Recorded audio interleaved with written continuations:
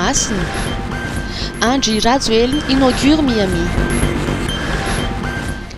La ville de Tuamasin a célébré une grande pompe samedi dernier à l'inauguration de Miami, un projet phare du mandat du président de la République Angie Razuel.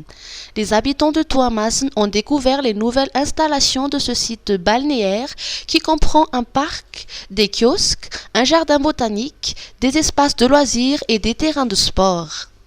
Miami offre également une plage aménagée, un skatepark, des espaces de restauration et un village artisanal.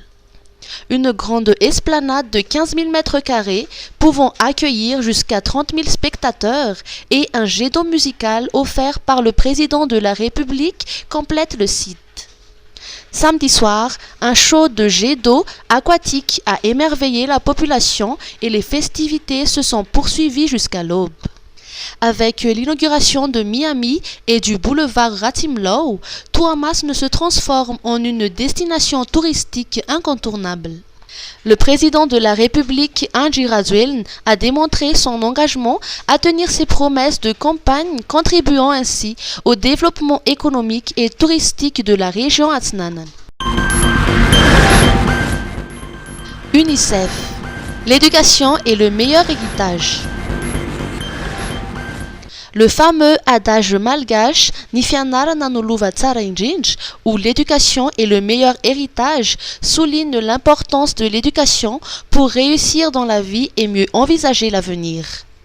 C'est sans doute dans cet esprit que l'Union africaine a déclaré 2024 l'année de l'éducation et a choisi comme thème pour la journée de l'enfant africaine, célébrée chaque année le 16 juin, l'éducation pour tous les enfants en Afrique, l'heure est venue.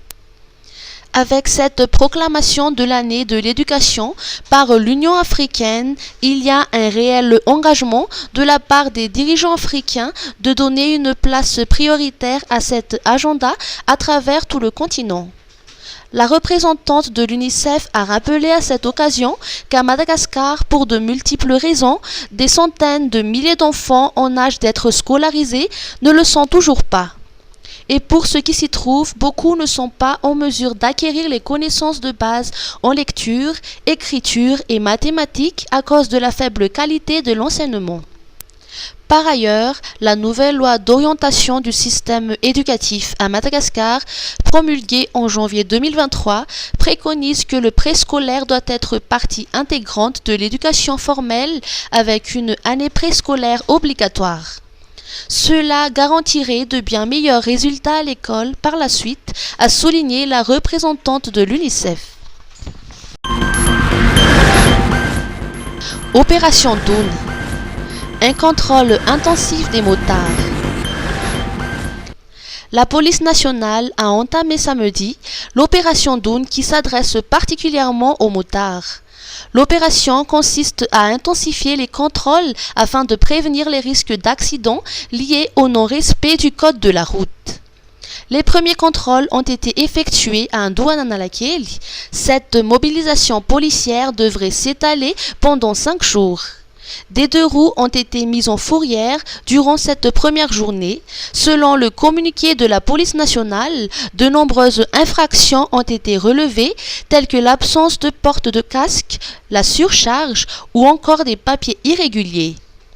Actuellement, seuls 5% des motards sont légaux, environ 95% n'ont même pas de permis de conduire et ignorent même le code de la route, déplore la Direction générale de la sécurité routière lors du coup d'envoi de l'opération Dawn.